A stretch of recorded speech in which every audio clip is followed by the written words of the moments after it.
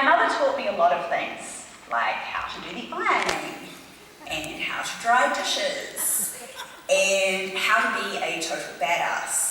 Although that one was mostly by example because she is the principal of an intermediate school in a small South Island town which may or may not rhyme with Wanneroo, which is not a task for the faint-hearted.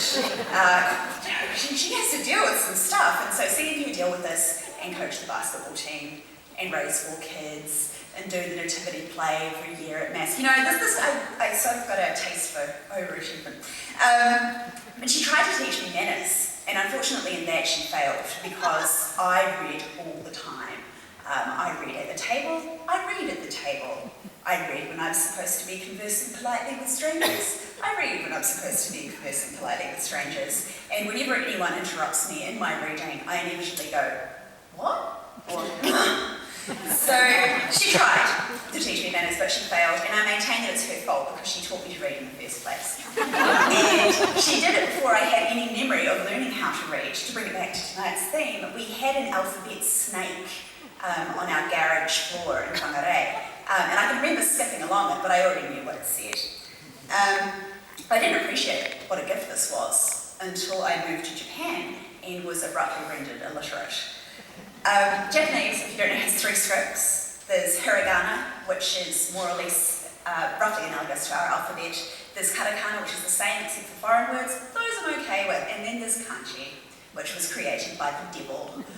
You need to know 2,000 increasingly complex and interchangeable characters to read a newspaper. And I knew about 300. So my spoken Japanese is actually all right. I didn't make an idiot of myself too often. And in fact, the times that I did, people were really nice to me. Like the time that I earnestly told the mayor that Japanese people were really perverted. When what I meant to say was that they're really nice. Fortunately, none of the 4 reporters in the room actually put that in the newspaper. I think, because I couldn't read it. And I couldn't walk into a bookstore and browse through it. So there were basically 3 major effects of this time. One, I appreciated what my mother had done for me, teaching me how to read before I knew that I had to know how to read, possibly almost as much as she deserves. I developed a deep appreciation for the guy who gave me my Amazon orders. We would have these really intense conversations where he'd go, I have your books. I go, oh, thank you, in many languages. And I developed, I think, some small appreciation for the difficulties non-English speaking immigrants to New Zealand can encounter. And how just saying, oh, you know, you could learn how to speak English. It's not as easy as that. It's pretty difficult. And it was much, much easier for me than it is for many because I was treated with so much kindness and I was given so much guidance. While I was there, my clutching after the English word, I wrote 3 books. I wrote 2 with a friend, and I wrote one that became The Guardian of the Dead, and I found an agent for that. And I demonstrated my further unmannerliness by screaming into the phone when he told me that he had sold it to a publisher. Fortunately, he's an old hand at this, so he had already helped me with it. So I went to the United States and I was going to meet my agent and I was going to meet my American publishers, and I was very excited. There was a transfer in Atlanta Airport, the lovely state of Georgia, and plane was delayed, and I bought a ham sandwich, which in retrospect I do not believe was prepared with proper attention to health and safety procedures. I began to feel somewhat peculiar.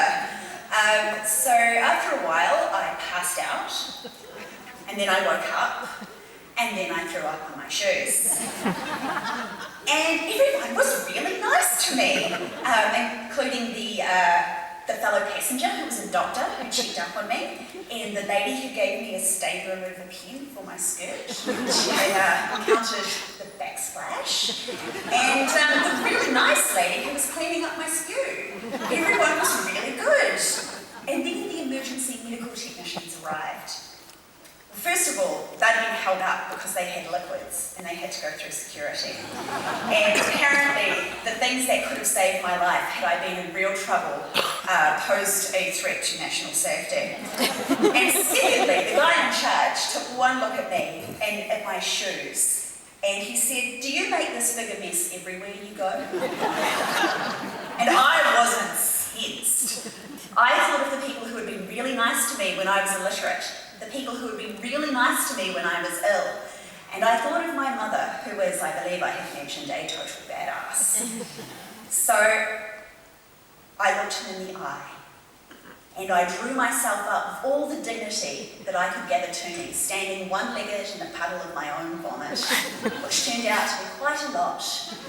And I looked at this jackass and I said, "No, sir, I do not." And I lied. My mother taught me manners. Thank you very much.